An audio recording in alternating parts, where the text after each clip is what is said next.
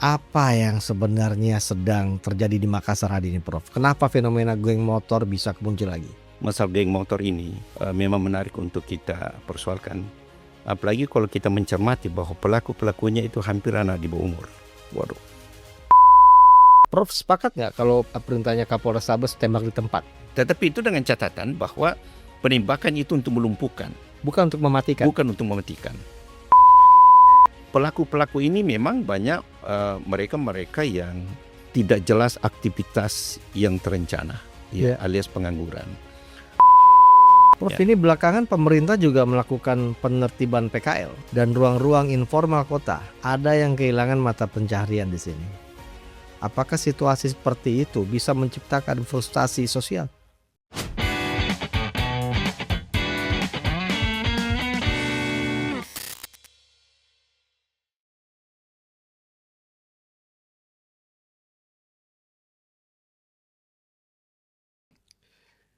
Belakangan ini, warga Makassar kembali dihantui rasa takut.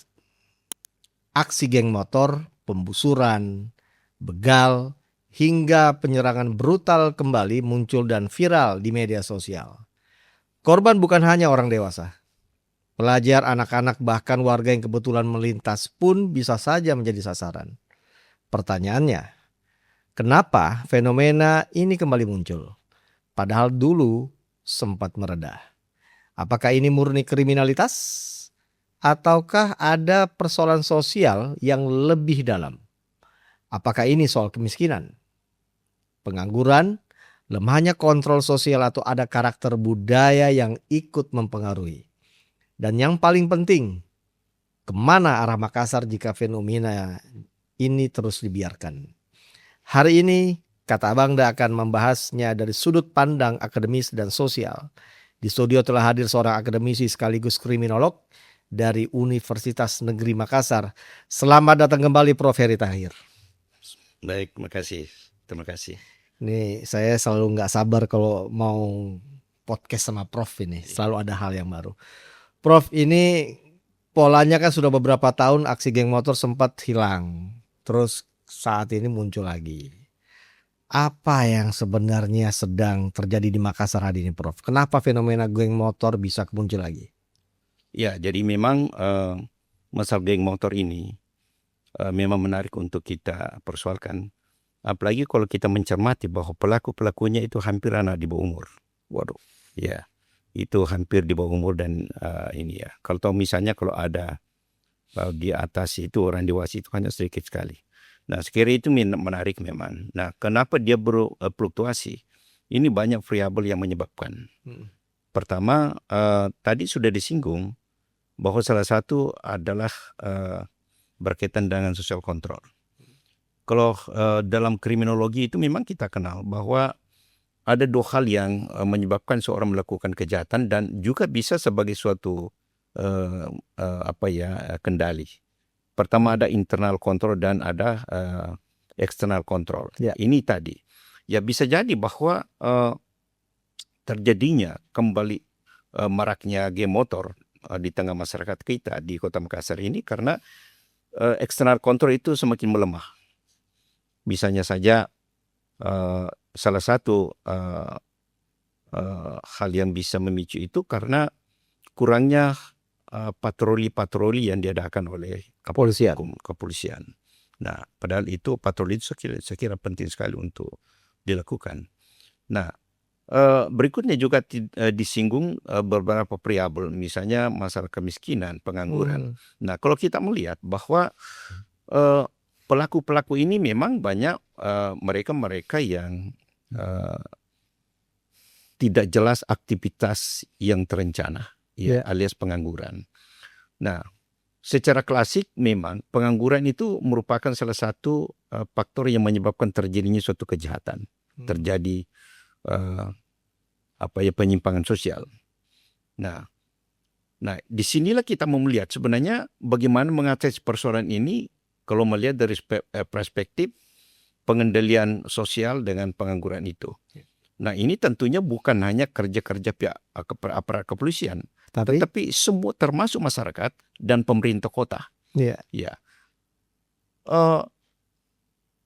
tadi saya katakan bahwa mereka-mereka ini kan rata-rata anak di bawah umur. Mereka itu perlu aktualisasi diri. Ya, aktualisasi diri.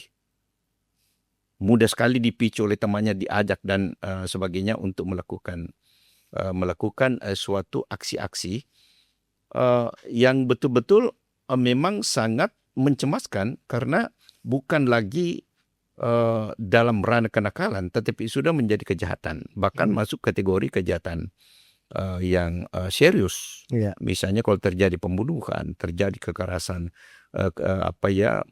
luka berat dan sebagainya, sehingga ini tentunya tidak bisa dibiarkan. Nah, sehingga memang harus disikapi oleh semua pihak.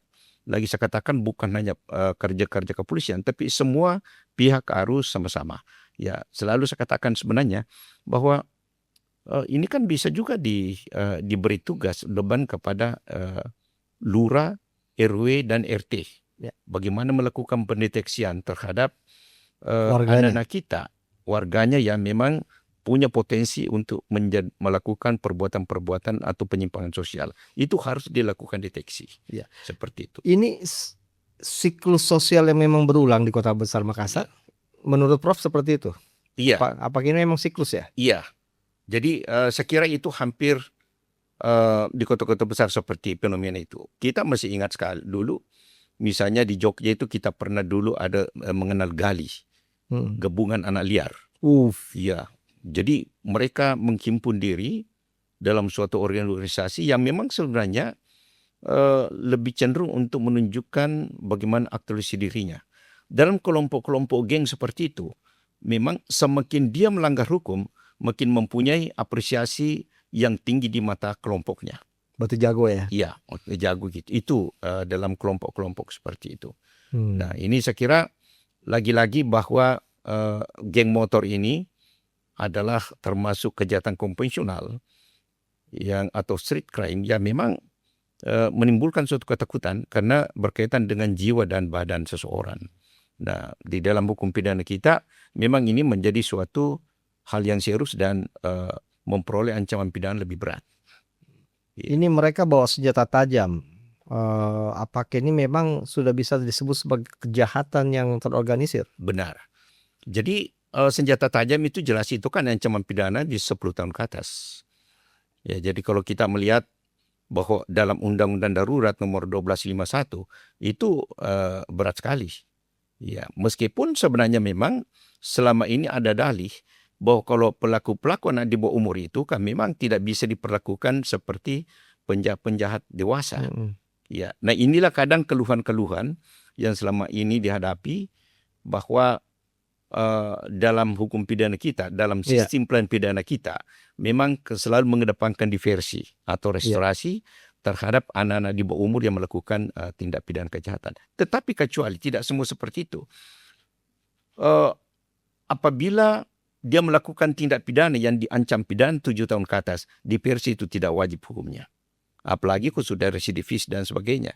Ya, saya kira ini yang memang yang perlu disikapi, karena memang selama ini ada keluhan masyarakat, enak sekali dia sudah melakukan kejahatan kekerasan, tetapi setelah itu diberhentikan, tidak diproses secara hukum. Ya. Prof sepakat nggak kalau perintahnya Kapolres Sabes tembak di tempat? Ya. Hampir semua Kapolda sekarang di Indonesia itu perintahnya tembak di tempat. Iya.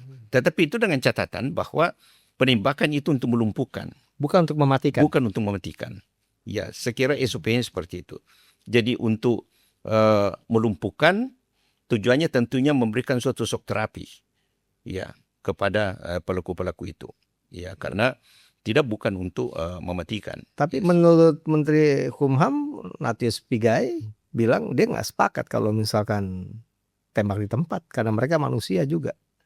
Iya, artinya itu kan dari perspektif itu. Tetapi ini kan kadang kita mesti ingat sekali awal-awal 80-an tentunya Petrus. Ada Petrus ya, penembakan misterius. Tetapi dulu itu memang merupakan suatu crime control. Bagaimana melakukan pengendalian kejahatan yang memang sudah agak sulit. Sehingga tadi saya katakan itu dianggap sebagai suatu shock terapi.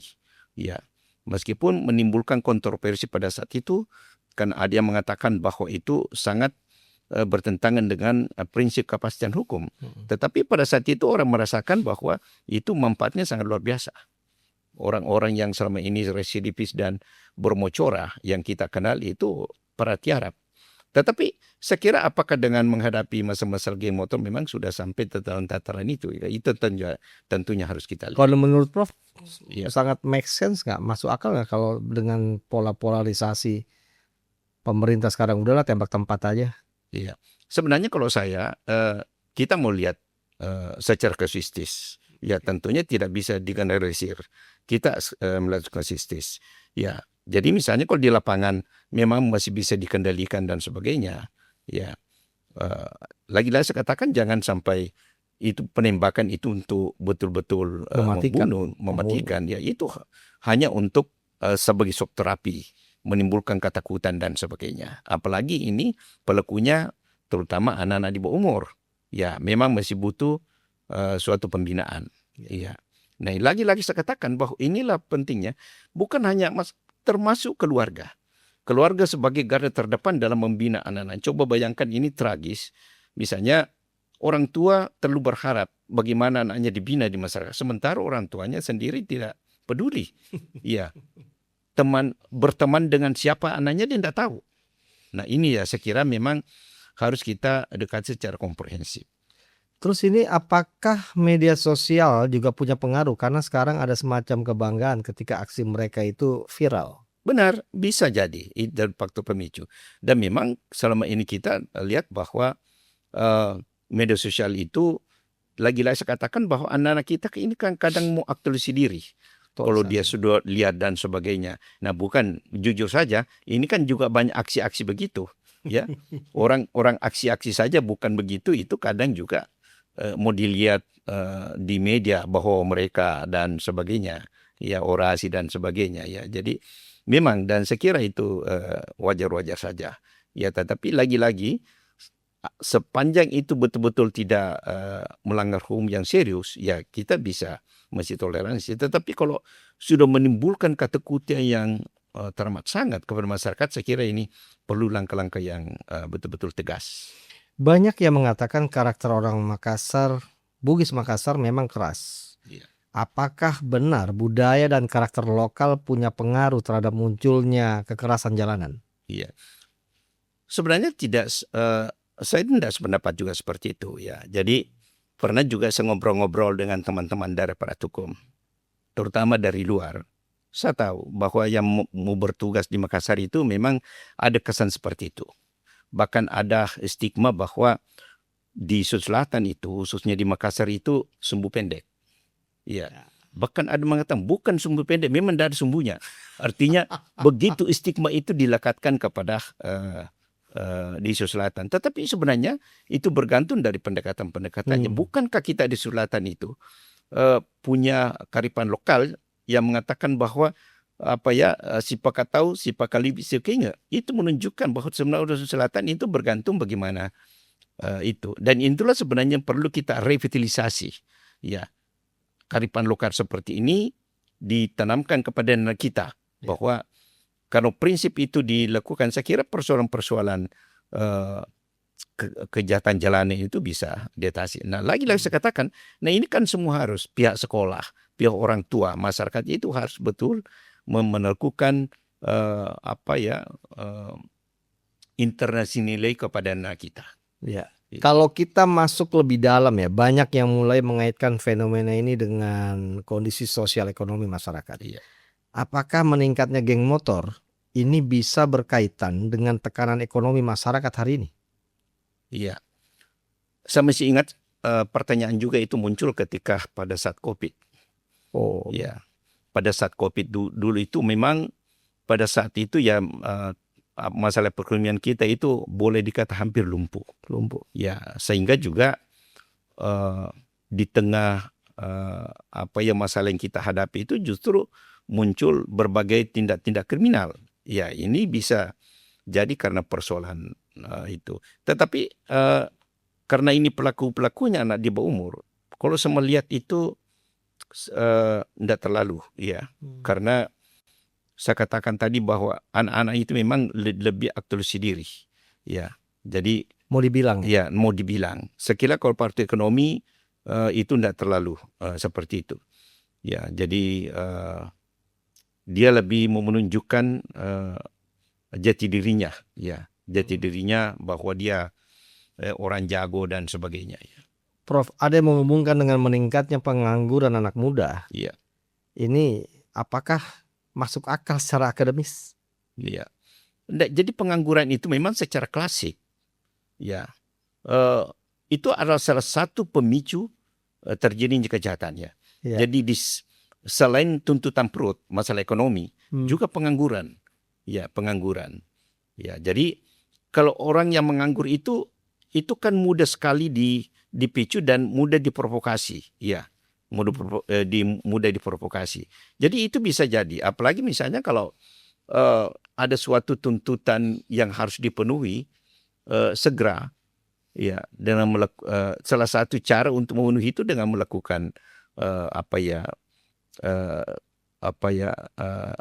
melakukan pencurian dengan kekerasan, ya, dengan istilah begal-begal dan sebagainya, seperti itu.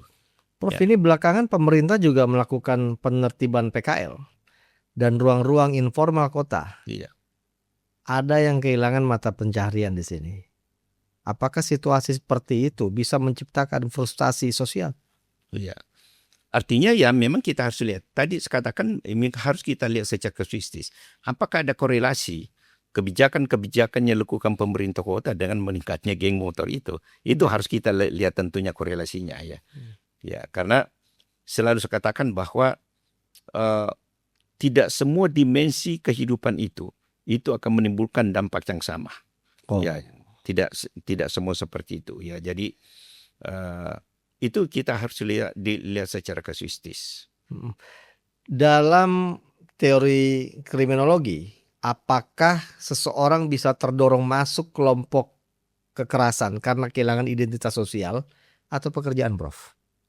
Iya, artinya bisa saja. Tetapi lagi-lagi saya katakan bahwa begini, kejahatan itu terjadi karena tadi saya sampaikan ada internal control dan external control. Internal control itu bagaimana seseorang itu ditanamkan nilai kendali nilai moral. Ilmu agamanya kuat, ya. Iya, iya. Jadi meskipun orang banyak dihimpit dengan persoalan-persoalan, tetapi kalau memang dia punya pengendalian dari dalam itu kuat, itu dia tidak akan melakukan suatu kejahatan. Ya, tetapi ada juga orang hanya faktor sedikit dia mulai terpicu langsung dia melakukan kejahatan. Jadi itu tergantung dari bagaimana internal kontrolnya. Ya, kalau external control itu memang penting juga karena bagaimana melakukan suatu penegakan atau penanaman nilai-nilai oleh masyarakat terhadap setiap individu. Nah, kembali kepada anak-anak kita, kan ini pada umumnya adalah pelakunya adalah anak di bawah umur.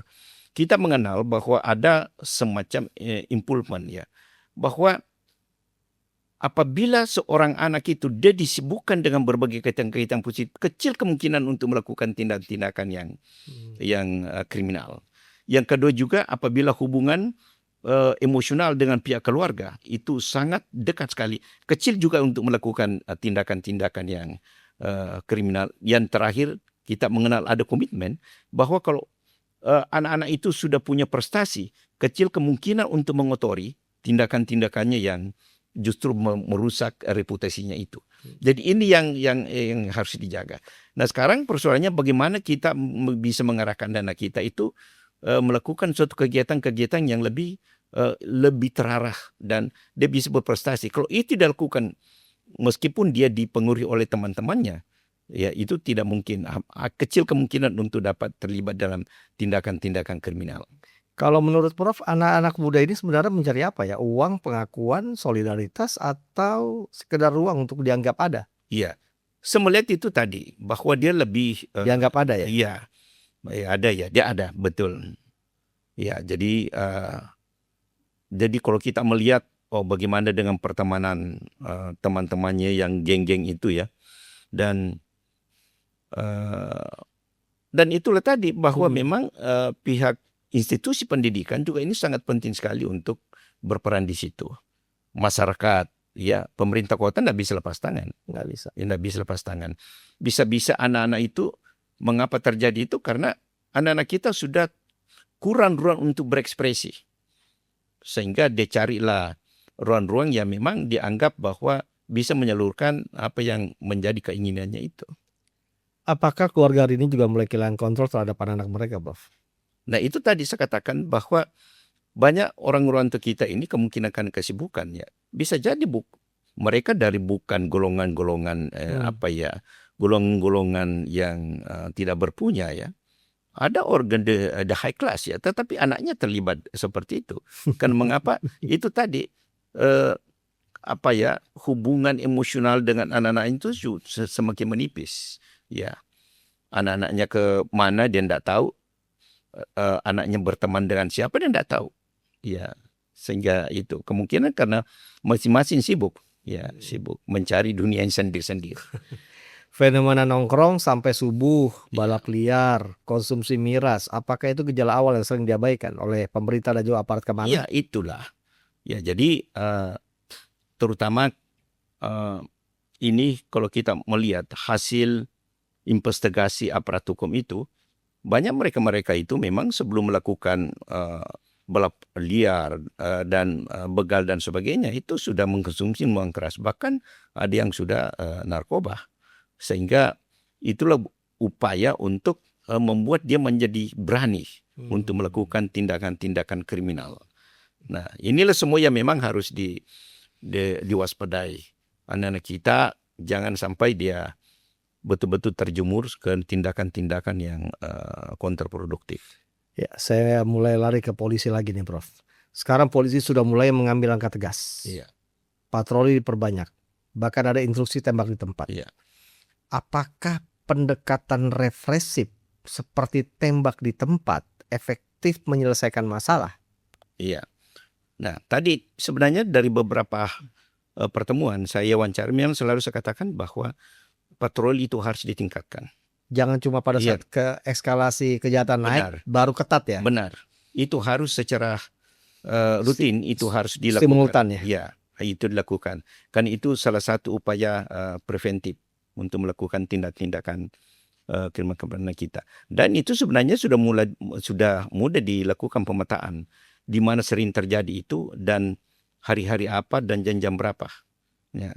Fenomena selama ini kan kita melihat kadang malam Jumat itu sudah sering terjadi geng-geng motor itu. Artinya itu kan sudah bisa dibaca tempatnya di mana.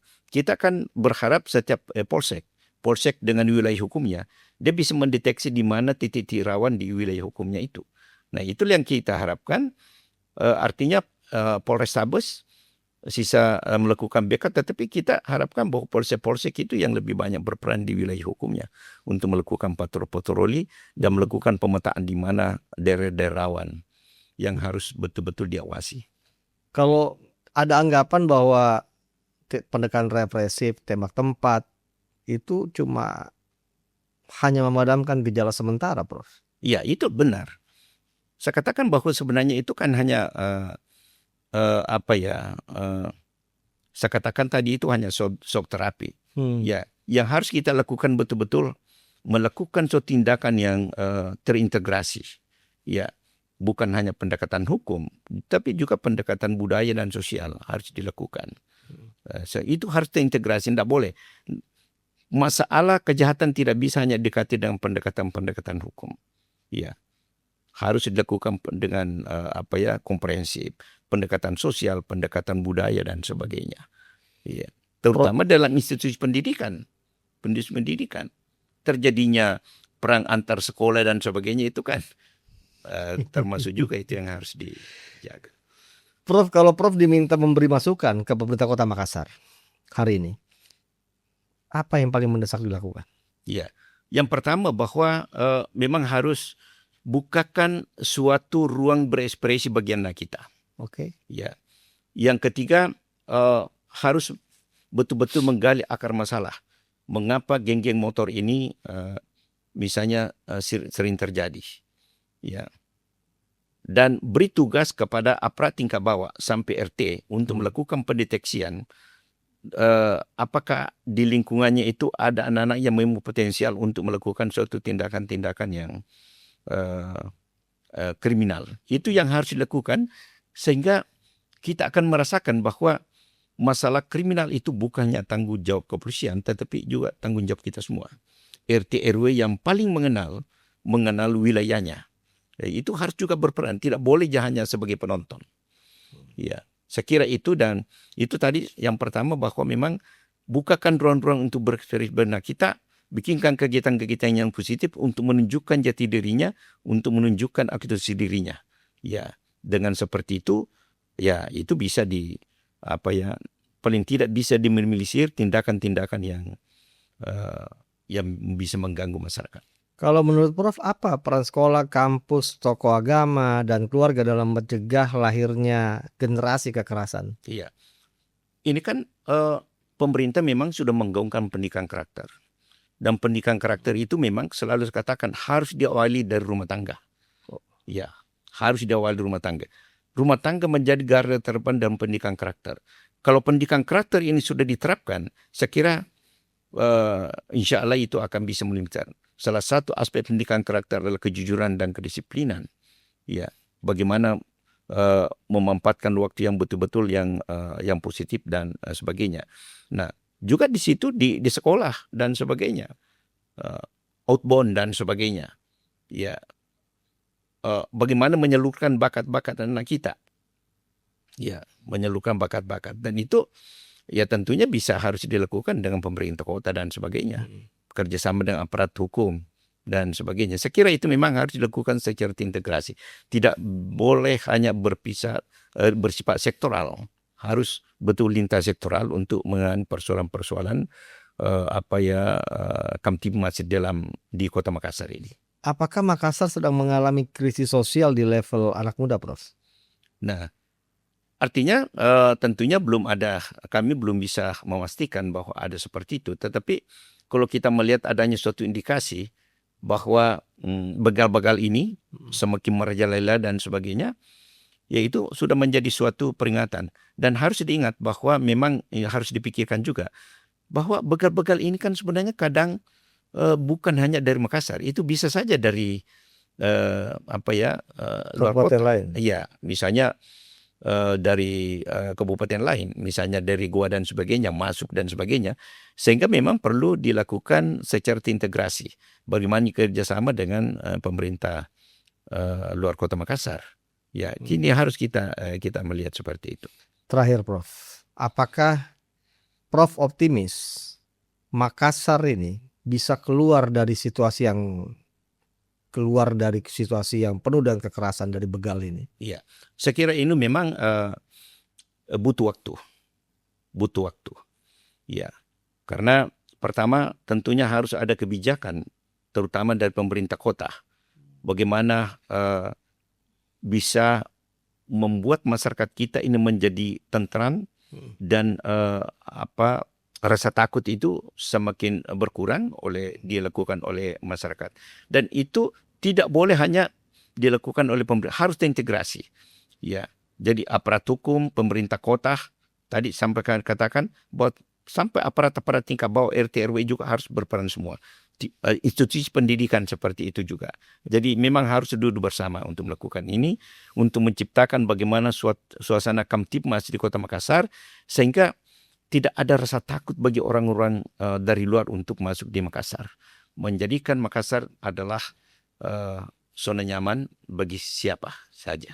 Baik, Prof, terima kasih telah berbagi pandangan mengenai fenomena geng motor di Makassar. Kita belajar bahwa fenomena geng motor dan begal bukan sekedar persoalan kriminal biasa. Ada persoalan sosial, ekonomi, lingkungan, bahkan krisis identitas anak muda yang mungkin selama ini tidak kita sadari. Dan mungkin benar, kota tidak cukup hanya dibangun dengan beton dan juga jalan raya, tapi juga dengan harapan, pekerjaan, pendidikan, dan rasa memiliki bagi generasi mudanya. Sampai jumpa kembali melalui pembahasan menarik lainnya. Terima kasih.